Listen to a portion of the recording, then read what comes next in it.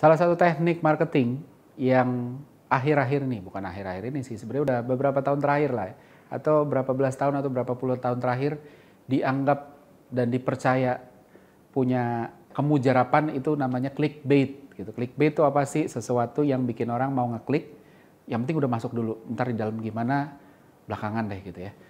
Banyak yang make gitu ya, tapi sebenarnya sayangnya dan banyak yang educate, wah pakai begini aja gayanya, which gaya-gaya clickbait. Tapi yang sayangnya tidak pernah dibahas adalah resikonya apa sih, konsekuensinya apa sih, kita mau bahas hari ini. Halo, saya Ignatius Untung, selamat datang di Marketing.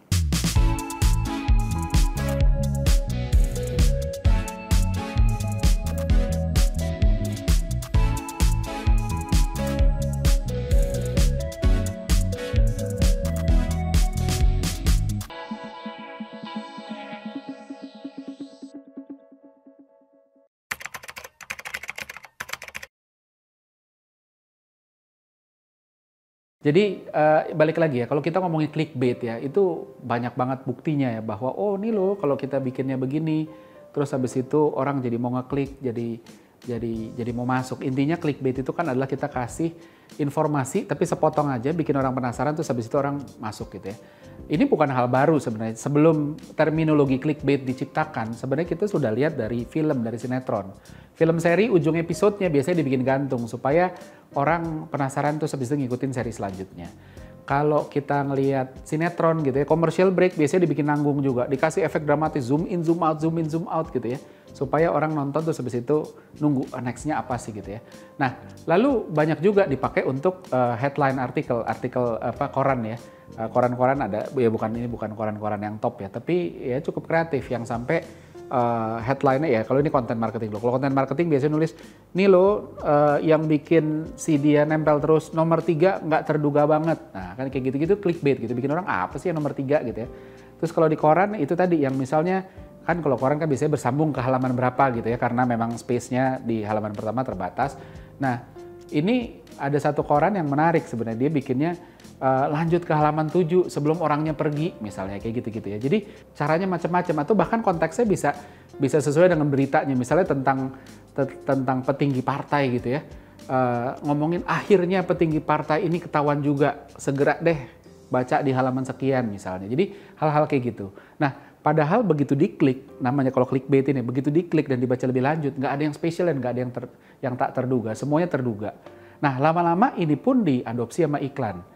Gitu, dengan bikin headline dengan ternyata obat diabetes sudah ditemukan. Abis itu orang yang sakit diabetes langsung buru-buru cari. Padahal begitu dilihat ternyata belum, baru masih pencarian dan lain sebagainya. Atau ada yang bilang, ada yang pakai headline misalnya kaya dalam 30 hari, klik sebelum kehabisan. Nah, itu kan create apa ya? Create scarcity, bikin orang jadi waduh kalau saya nggak klik nanti kehabisan dan sebagainya. Gitu. Jadi di iklan sekarang mulai diaplikasikan dengan konsep yang kurang lebih sama. Awalnya gimana sih ini bisa mulai masuk ke komersial, itu sebenarnya banyak dipopulerkan oleh salah satunya oleh MLM menurut saya, multi level marketing. Saya ingat banget dulu zaman saya masih SMA, lagi pengen sesuatu, lagi pengen punya motor. Aduh, gue pengen banget punya motor ya. Dulu pengen punya motor Honda GL Pro, ingat banget tuh ya. Tapi nggak punya uang, minta sama orang tua nggak berani gitu ya. Terus abis itu ada teman deket yang tahu gitu, terus dia bilang sebenarnya lu bisa tahu kalau mau dapetin tuh motor gitu ya. Terus saya tanya balik, gimana caranya? Aduh, ini di perjalanan ke sekolah ya. Aduh, panjang kalau dijelasin sini. Lu datang deh ke pertemuan nanti malam. Nah, kan kayak begitu, ada peluang bisnis bagus. Nah, kan itu sebenarnya clickbait, membuat orang datang. Begitu datang gitu, terus habis itu atau sebagai clickbaitnya ditambahin, iya kayak kemarin tuh ada teman gua tuh ya, itu anak SMA bisa beli BMW baru loh gitu ya.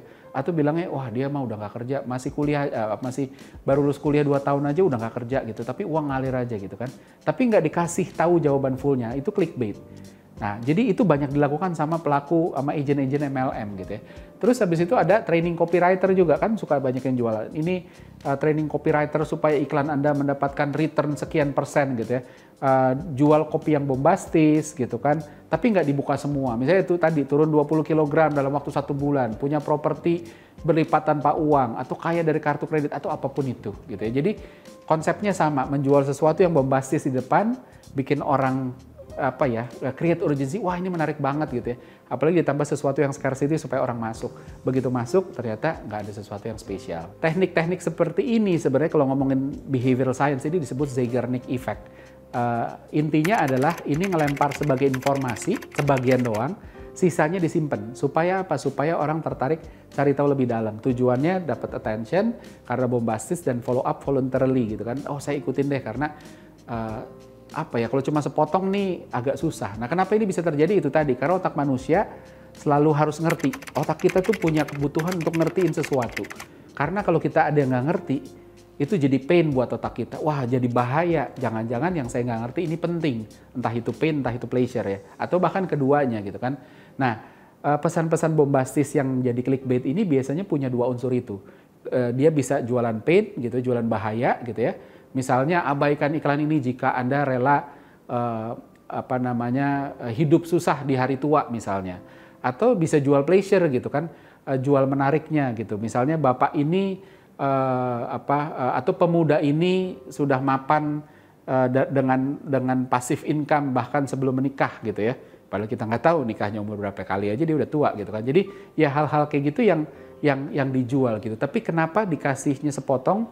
Karena satu bombastis, kedua karena otak belum mengerti secara keseluruhan sehingga otak punya dorongan untuk saya harus ngikutin. Nggak usah ngomongin iklan atau sinetron ya, atau artikel gitu ya. Kita ngomong sama teman sendiri aja. Coba lagi berdua sama teman terus habis itu kita ngomong, lu tahu nggak si itu tuh, terus kita diam dulu sebentar. Terus nggak jadi. Nah kita ngomong begitu aja, itu orang teman kita udah sebel, udah kayak apa sih lo mau ngomong apa sih, kasih tahu dong ya, kayak gitu kan. Karena itu tadi, karena buat si otak teman kita itu butuh sekali untuk ngerti apa yang mau diomongin. Gitu. Bisa jadi karena social currency, kalau dia omongin dan nadanya udah nada bergosip, ini pasti sesuatu yang menarik nih. Atau kalau dia nggak mau nyampein, pasti ada sesuatu yang ada hubungannya sama gue nih. Jadi dia otaknya butuh untuk mencerna ada apa sih sebenarnya gitu ya. Nah, jadi itu tadi gitu. Kita tahu teman dekat atau teman yang nyebelin putus sama pacarnya, itu selalu buat kita tuh dapat pleasure gitu. Ini contohnya ya. Gitu. Tapi ketika dipotong di tengah gitu itu kayak aduh, gue nanti ketinggalan nih kalau gue nggak tahu. Terus makanya gue akan cari tahu gitu. Nah, jadi kalau ngomongin Zeigarnik Effect, kalau kita ngomongin clickbait, itu nggak usah ribet-ribet ngomongin iklan dan sebagainya. Memang nature hidup kita selalu pengen tahu semuanya. Mendingan nggak tahu semua dibanding taunya cuma sepotong, kan istilahnya selalu begitu. Konsekuensinya sekarang apa? Konsekuensinya ada dua, saya mau fair juga. Ada konsekuensi positif, ada konsekuensi negatif. Konsekuensi positifnya dulu, udah jelas namanya clickbait, namanya aja bait itu kan umpan gitu ya. Jadi kemungkinan besar clickbait itu lebih punya attention grabber yang lebih kuat gitu ya. Attention grabber powernya kuat karena abis itu orang pengen itu tadi, gue nggak mau cuma sedikit gitu, tapi gue mau masuk gitu. Tapi kalau di digital marketing ya, headline kayak gini gitu ya, itu tingkat kliknya naik gitu ya, tapi terus habis itu cost acquisitionnya turun karena begitu masuk ternyata nggak dapetin apa-apa gitu. Tapi buat mereka kayak nggak apa-apa, yang penting masuk dulu, ntar di dalam tugasnya yang lain dan sebagainya. Tapi untuk grab attentionnya clickbait ini bisa memang harus diakui mereka punya power yang luar biasa. Terus abis itu pertanyaannya adalah apakah benar performanya membaik gitu ya. Namanya umpan ya. Ikan yang gigit umpan juga sebenarnya sebel kayak kena prank kan. Sayangnya ikan kalau udah gigit umpan kan ketarik kepancing ya. Itu biasanya nggak ada kesempatan kedua dan sayangnya ikan itu otaknya nggak sepintar otak manusia.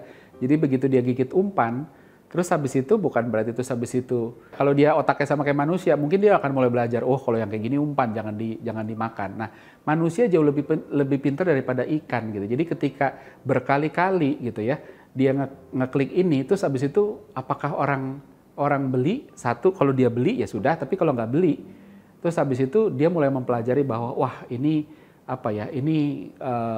bukan sesuatu yang saya harus klik nih di kemudian hari.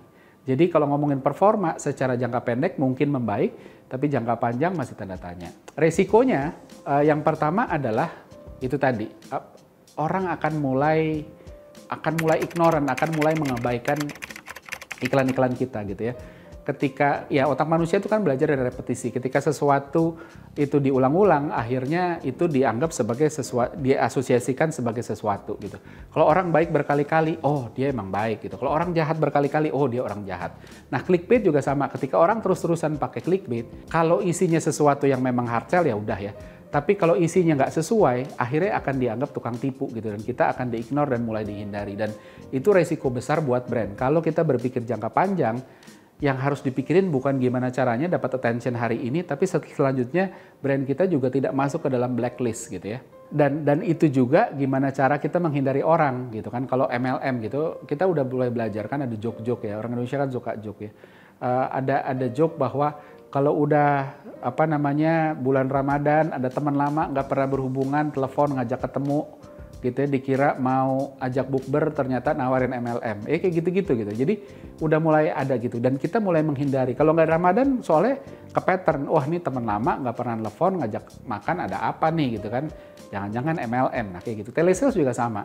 Ketika kita ditelepon terus dibuka dengan omongan baik, selamat siang Bapak, semoga sehat selalu. Udah begitu dia ngomong semoga sehat selalu, otak kita tuh udah tahu ini pasti akal-akalan, lu mau apa lo gitu kan. Terus habis itu dia ngomong lagi, selamat ya Bapak terpilih gitu. Dalam hati kita langsung mikir, siapa yang kasih Anda otoritas untuk memilih saya gitu kan. Jadi itu tadi, dan kita pun mulai ngeblok nomor teleponnya gitu kan. Wah jangan deh yang ini, udah deh pokoknya diblok, sampai ada aplikasi untuk crowdsourcing untuk ngumpulin gitu kan nomor yang perlu diblok tuh nomor siapa sih dan lain sebagainya.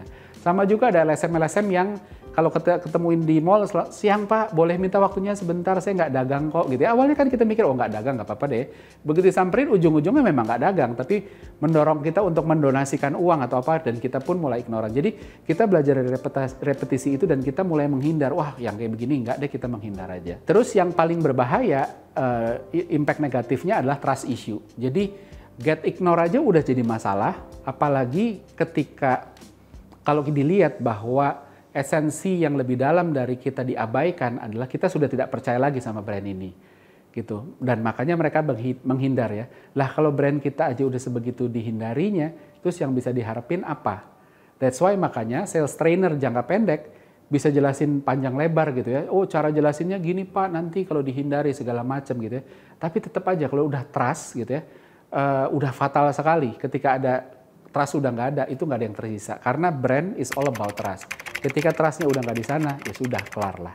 Saya punya satu kasus nyata, ini menarik ya. Jadi dulu saya pernah memimpin satu perusahaan, terus compete sama satu perusahaan lain. Kita bisnisnya adalah jualan iklan sebenarnya. Kita sama-sama jualan iklan.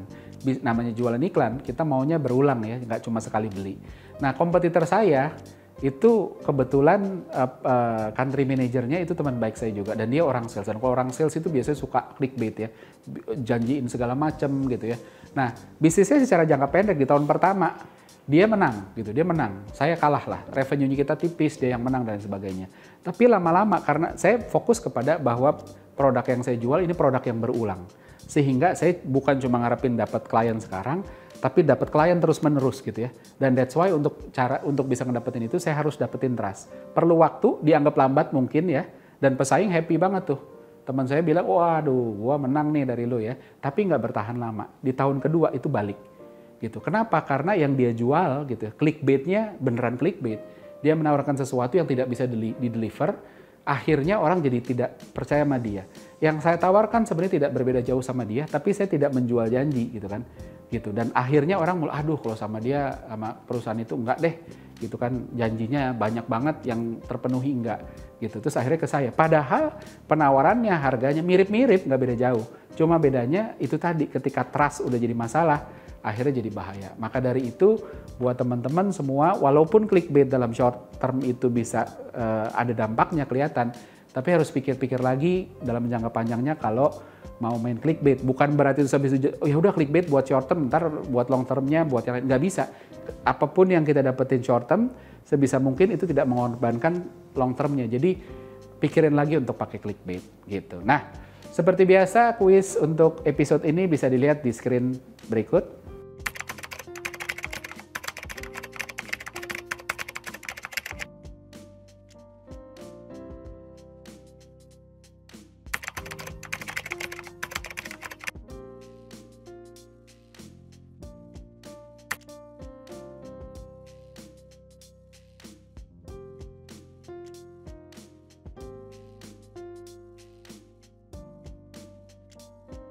Pemenang untuk kuis episode ini bisa dilihat di episode selanjutnya. Maka dari itu jangan sampai kelewatan subscribe Marketeers TV Marketing. Saya Ignatius Untung pamit undur diri.